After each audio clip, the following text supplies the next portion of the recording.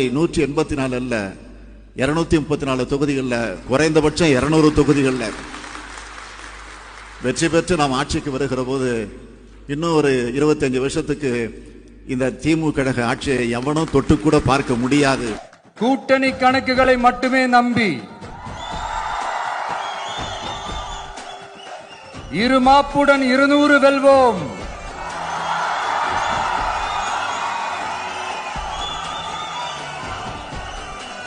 என்று எகத்தால முழக்கமிடும் மக்கள் விரோத ஆட்சியாளர்களுக்கு என் மக்களோடு இணைந்து நான் விடுக்கும் எச்சரிக்கை.